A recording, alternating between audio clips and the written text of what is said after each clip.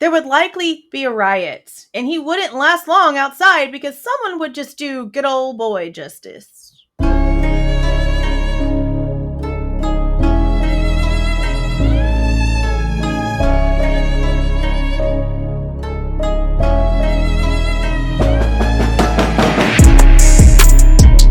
Hey guys, this is Jules with True Crime Reactions. Disclaimer. Everything stated in this video is my opinion and my opinion only, and just like everything else in these cases we discuss here on this channel, everything is alleged. Okay, it is August 20th around 6:30 p.m. and we have some new documents in the Idaho 4 case. We're just going to jump right into it. As you can see, we have 3 new postings. This last one right here is where I got the little excerpt that I put in the community tab to let you guys know that this was coming. It's going to be interesting, I think. But first, we are going to see what's going on with these first 2. Now, this one is a notice of filing for additional exhibits for change of venue hearing. And this is basically just telling the court that there is Exhibit B1, additional PowerPoint slides from Dr. Edelman. You know Dr. Edelman and his PowerPoints. Exhibit C1, which is additional exhibits from TrueScope, which you'll see on the big juicy document that has all the crazy information. There's a bunch of graphs and some charts. And then this next one is also there. It is Dr. Tahir's rebuttal declaration. Now, I skimmed through that one too, and we're probably not going to read all of it because a lot of it is also about like her education and stuff like that. And we just need to get to like the important stuff. So that's what we're going to try to do here. But this one is also the state's response to the defendant's 16th supplemental request for discovery.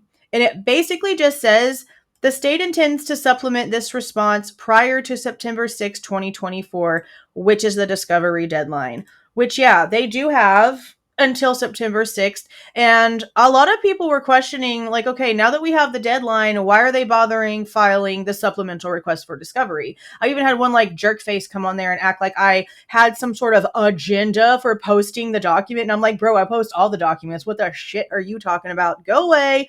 Anyway, it's a good question though, because if they have a deadline, why is Ann still filing these? Is it to keep it in people's attention? To keep people asking questions? You do have to wonder that. Because we do have the deadline. We've had it for a while. So what's the point in filing these if they still have time? I mean, I kind of get it. I kind of get the point of like the question. And the rest of this is literally just like their responses to all of the things that have been going on 16 times. That's it. That's all this is. The reply from Bryan Kohberger's defense team to the state's objection for the defendant's motion for change of venue. Comes now Bryan C. Kohberger, by and through his attorney of record, hereby submits this reply to the state's objection to his motion for change of venue. The pressure to convict Bryan Kohberger is so severe in Latah County, survey respondents said if he wasn't convicted, here's what I sent you guys on the community tab, they'd burn the courthouse down. Outrage would be a mild description. They would probably find him and him. Yeah, we've kind of questioned that. There would likely be a riot, and he wouldn't last long outside because someone would just do good old boy justice. Enraged, strong opinions, firing of officers. Riots. Parents would take him out. I mean, we've seen Steve. So, the mob mentality within the community is the exact reason that statutory grounds prior to selecting the jury exist to move venue. Given these responses from potential jurors in Moscow and the state's acknowledgement that a remedy is needed for a jury to be selected, the state recognizes the obvious. An enormous venue problem exists. The state brings forth no experts to counter Mr. Kohberger's, who are all clear, venue must be changed in this case. And that's true. They just did a 22-page objection that I honestly feel was kind of strong because I feel like Ann Taylor's arguments were really, really weak and had a lot of stuff that didn't have anything to do with anything. Yeah, we did a live on that one, and I'm actually waiting to post my summarization of basically the argument between the two, what the points are that they're probably going to actually fight at the change of venue hearing next week, because right now it's the 20th of August. I believe it's next Thursday. August 29th is the change of venue hearing. It'll be public. We'll do it like we always do for the hearings. The channel will be live, but I will be in the chat and it will be full screen, just streaming. And then we'll go live later on in the day to discuss what happened. So when it comes to this, I guess the state just figured that since the argument was weak, and it was, in my opinion, they didn't feel the need to bring on their own experts. They just came out and made everything sound as weak as it actually was. They actually did a really good job of that, as much as I don't want to admit it. They did. The state does, however, acknowledge that Bryan Kohberger has a constitutional right to a fair trial with an impartial jury. Mr. Kohberger's motion to change venue is supported with a memorandum, expert affidavits, declarations, and exhibits that preview the testimonial evidence the court will hear on August 29th of 2024. A rebuttal declaration of Dr. Dahir is submitted with this reply. That's the one I mentioned earlier. On June 28th of 2024, the Idaho Supreme Court pointed out that a change of venue is not an unreasonably high hurdle for a defendant to clear, but it does require proof of prejudice or a showing of a reasonable likelihood of prejudice. The court also, and then it comes down to here because this is footnote stuff where they're talking about cases, concerned with the accuracy of the pretrial publicity, the extent to which the articles are inflammatory, inaccurate, or beyond the scope of admissible evidence, the number of articles, and whether the jurors were so incessantly exposed to such articles that they had subtly become conditioned to accept a particular version of the facts at trial. I mean, yeah, that's kind of the point. That the media hears so many things that their brains start to lean towards, there's no way this guy is going to get off. There's no way this guy's going to be found innocent because of all the crazy stuff that they hear. So whenever you're a person of the public that is not out here like we are, actually reading documentation and learning what the true facts of the case are, okay? You hear he was following them on social media, and you hear that coming out of the victims' mouths, like the victims' families' mouths, and you don't know any better. You see all of these media stations bringing on the Goncalveses, claiming that he was following them on social media and they have proof. You see that all day long as a layperson, and I say a layperson to this case, not a layperson in general, but a layperson to this case. You're getting the media facts. That's it.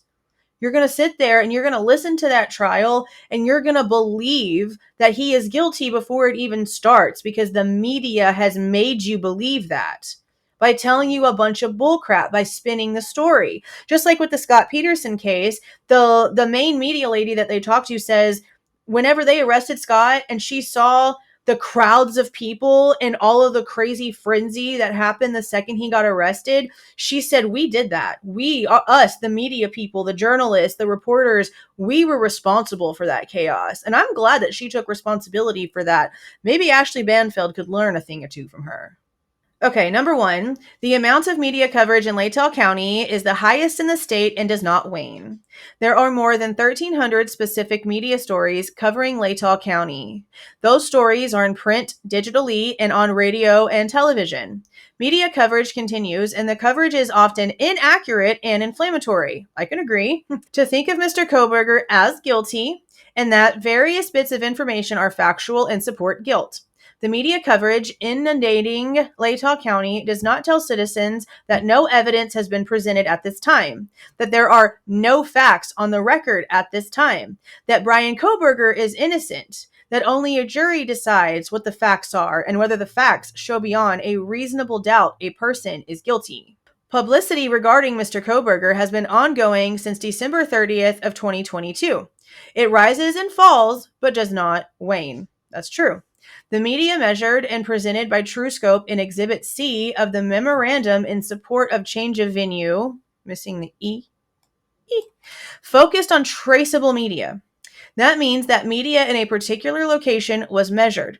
It is pointed out by the state in footnote 1, found on page 2 of its objection, publicity regarding Mr. Kohberger generating from YouTube, Facebook, TikTok, podcast, streaming services like Hulu and Netflix were not included in TrueScope's report. Those highly inflammatory and prejudicial and inaccurate media forms have reached Idaho citizens, but measuring them specific to location is not possible. That's a fact. So basically that means that they are not looking whenever they did the survey, when they got the questions and did everything for the survey for the change of venue, okay? They didn't come on YouTube, so they didn't watch none of my stuff. They didn't watch none of your favorite people's stuff either, okay? They didn't go on Facebook. They didn't go watch your favorite TikToker or go listen to your favorite podcaster or watch any of those crackhead shows that we just mentioned where the Goncalveses are out here talking a bunch of crap, okay? For the survey, those things were not looked at. That doesn't mean that the survey takers did not take in that information. It just means that the survey questions only came from localized media sources, like let's say the news station that the guy works at that actually knew Ethan and Xana. Him.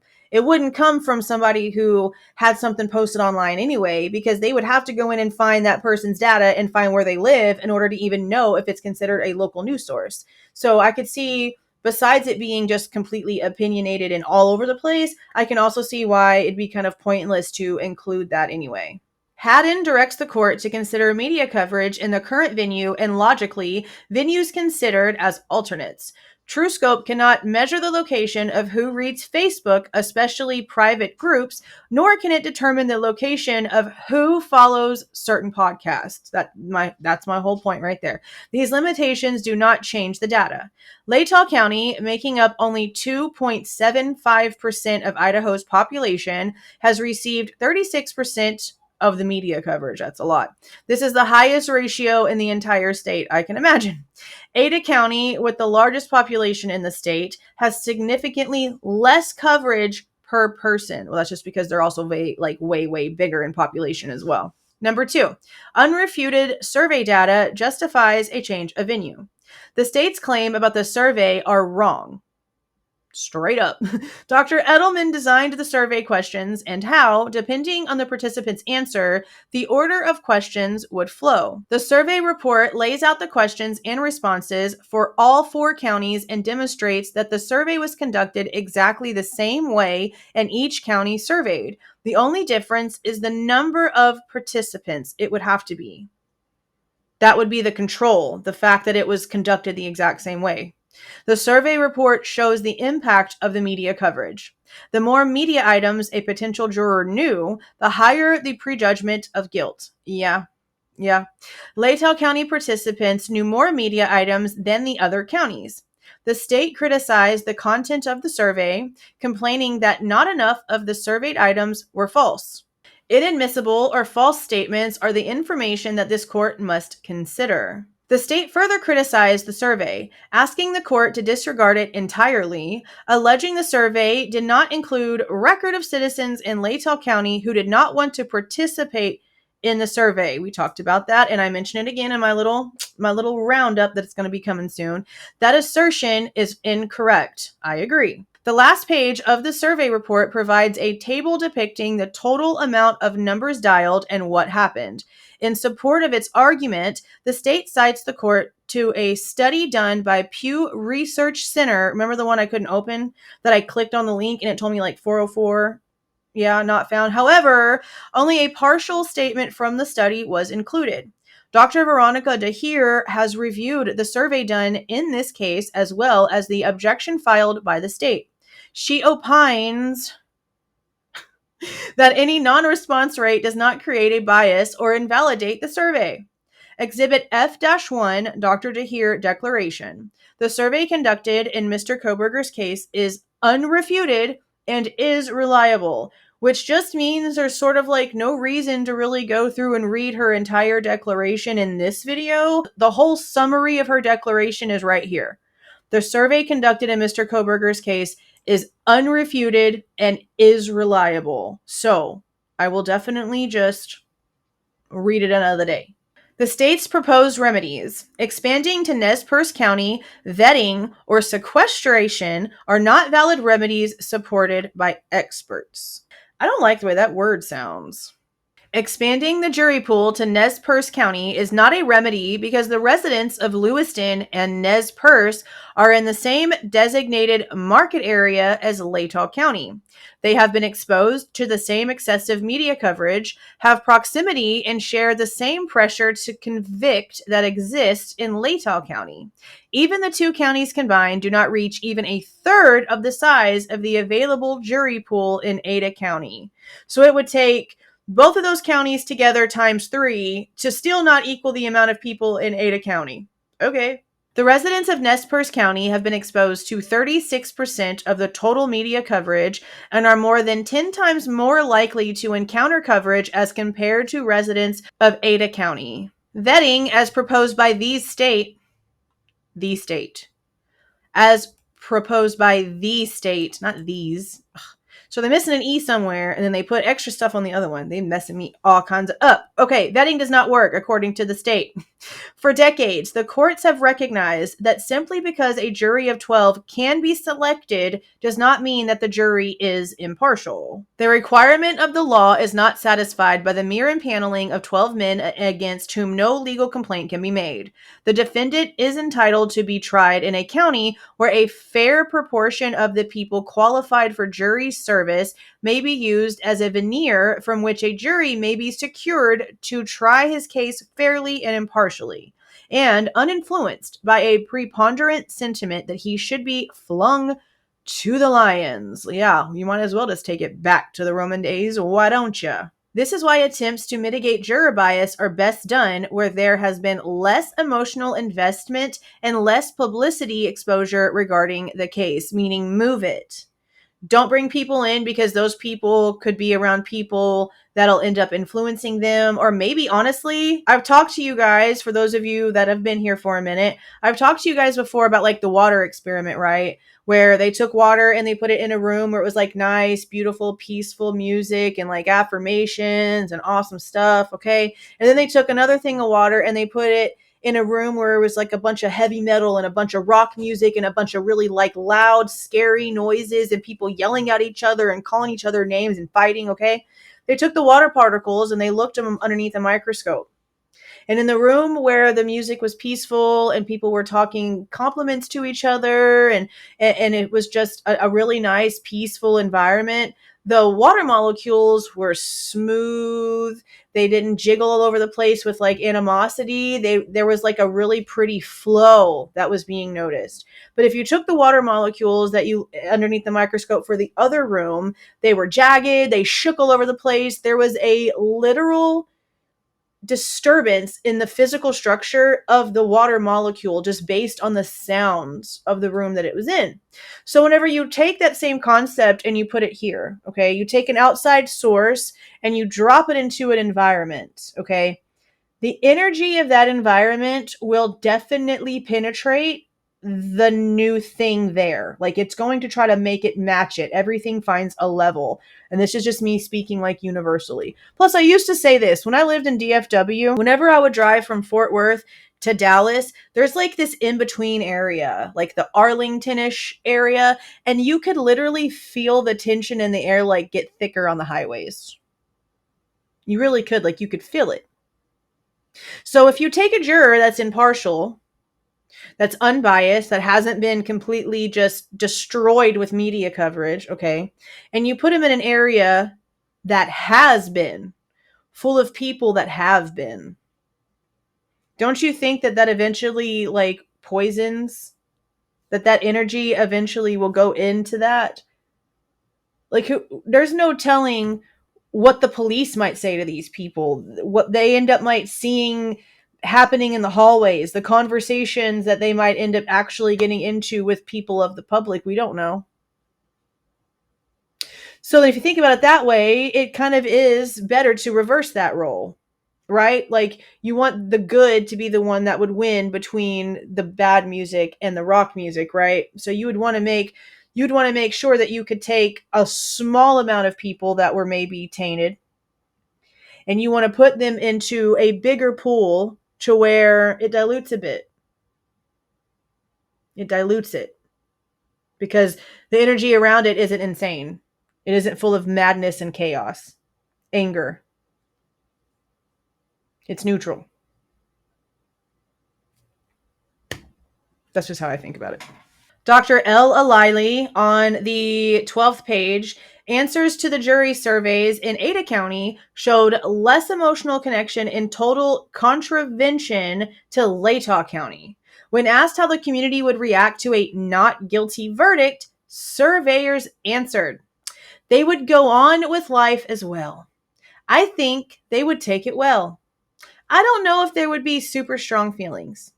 That's what the jury is for, to decide based on the evidence. If a jury finds him not guilty, then he wasn't guilty because they hear the evidence at the trial. So when they asked people in Latah County what would happen if Bryan Kohberger is found not guilty, they said there would be riots, he would get his life taken from him, and there would basically just be chaos and fire in the streets, okay? Ada County said, well, the jury would know best because they're going to hear all the actual evidence, and if that's what they decide, then cool, we'll just go on about our day. That's a huge difference.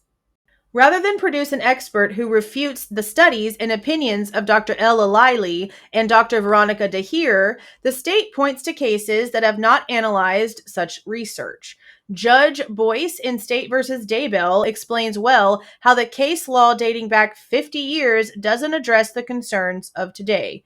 For example, the state mentioned how crazy the Daybell cases were to where people had to go online and get tickets to a seat for the day the next day. Like it had to all be done a day ahead of time. That's cray cray. So let's see what they have to say right here. It says once can only imagine, but I'm going to assume that it means one. There's lots of things messing me up reading this today. A bunch of typos. One can only imagine that the justices who decided Irvin versus Dowd 50 years ago would have thought about that concern today. Then every potential juror has instant access to limitless media literally at their fingertips on a handheld device.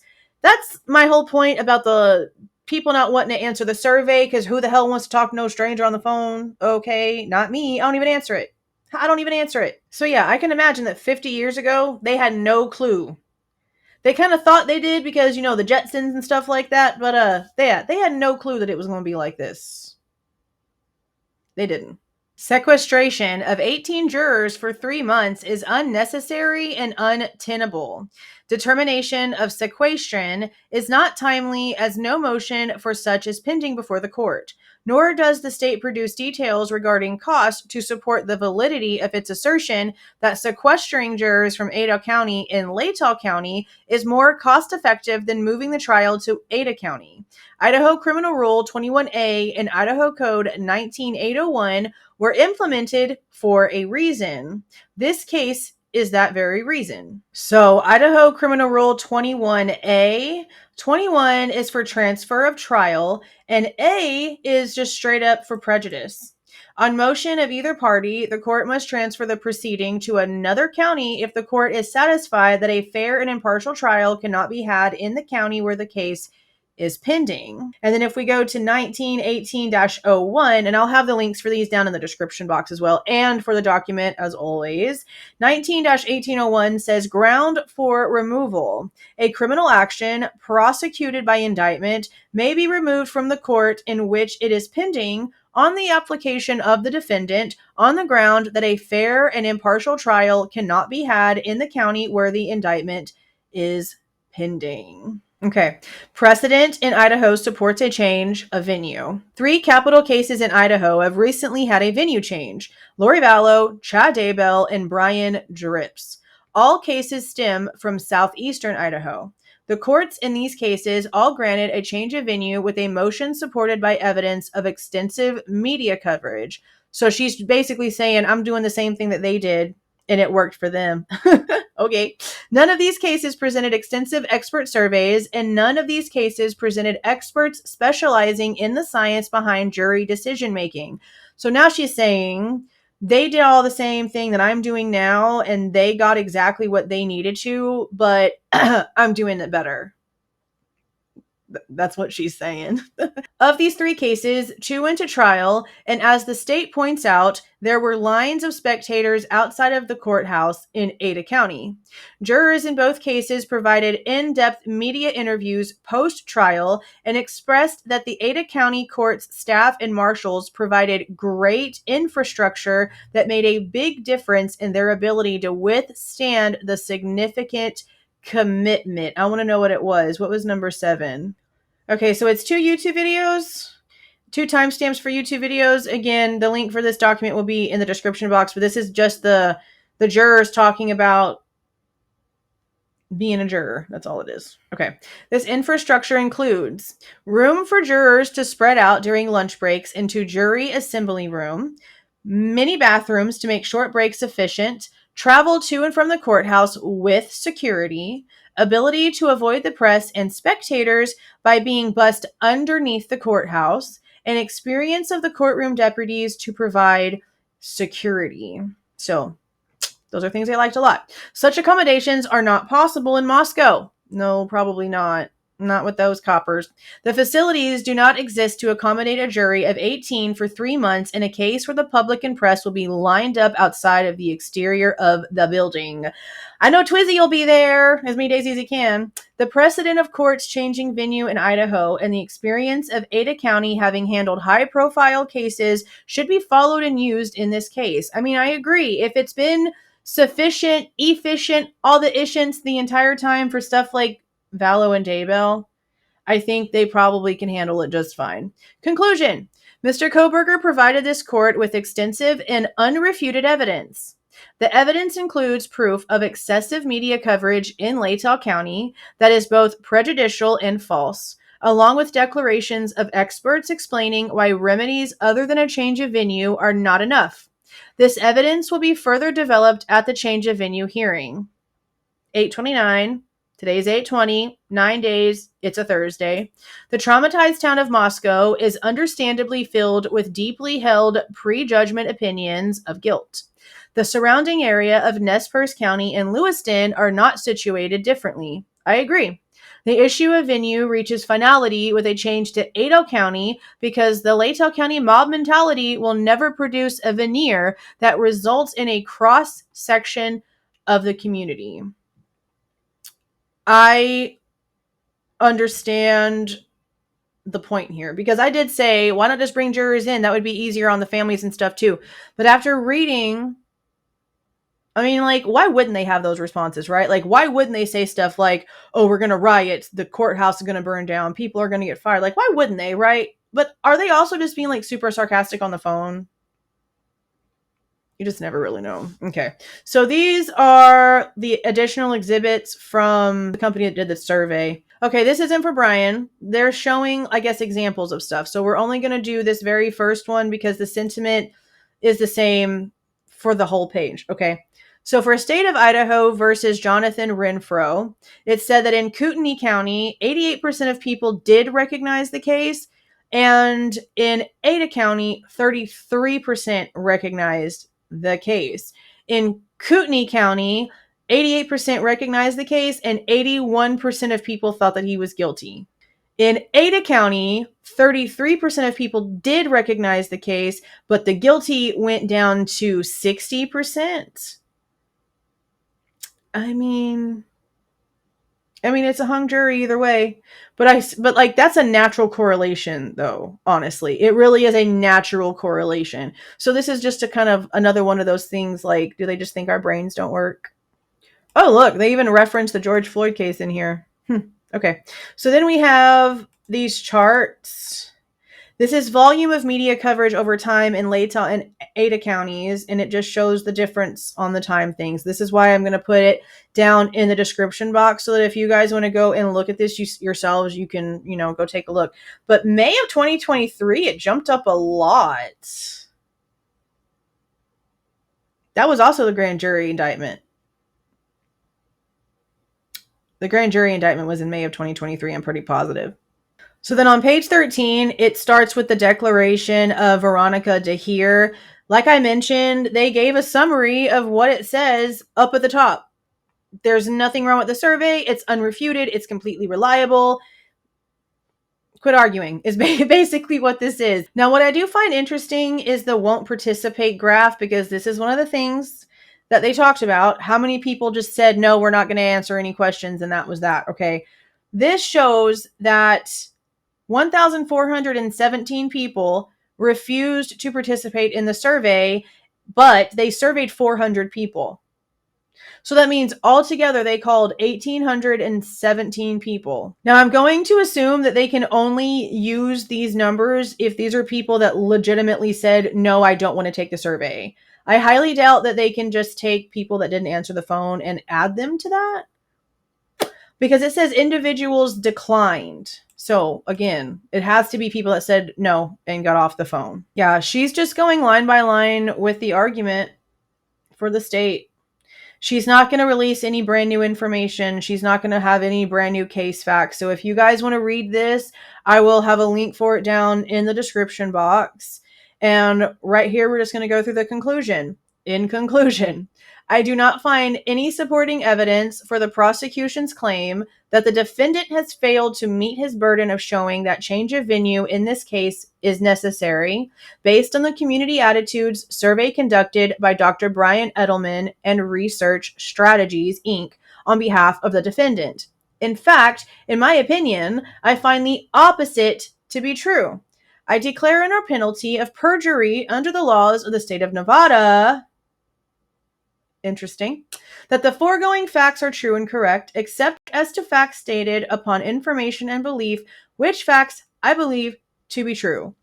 Basis is this. The defense came with doctors, statistics, surveys, answers from the actual public that they were questioning the integrity of. Okay, they came with actual factual work product. The state just came with a rebuttal based off of common sense. And again, I say that because the way that the state referenced Ann Taylor's argument made everything sound pretty weak. It did. Now, it doesn't change my mind. I've thought we needed a change of venue this entire time. Something definitely needed to change when it came to the jury, whether it be the jury itself or the venue itself. And again, my whole little universal molecule rant that I went on, okay, at first it made more sense to me, for some reason, to bring people there, because I understand, fair trial and all the things, but it is going to be really difficult on the victims' families to get back and forth. And regardless of where court is, Bryan is going to have a ride, and I highly doubt his parents are going to show up unless they show up at the very end. Now, if they end up showing up because they get accommodations, then that's great. But I don't know if they can last monetarily outside of Pennsylvania for 6 to 8 weeks or however long everything ends up taking. They haven't been to anything personally so far, so I don't know. I don't think that they're even considering them in this, because if there are accommodations, they're going to be accommodated no matter where everything is at. So they're not thinking about that either. And that's the same thing when it comes to the out-of-state witnesses. Wherever the freaking thing ends up is where they're going to be accommodated at too. So I don't really know why they were arguing that to begin with. The defense brought work product and the state didn't. That's really kind of the whole argument here. But I want to know what you guys think down in the comments. If you like the way that I present this information and give my opinion, please do not forget to leave a like on your way out and subscribe to the channel if you are not subscribed already. See y'all.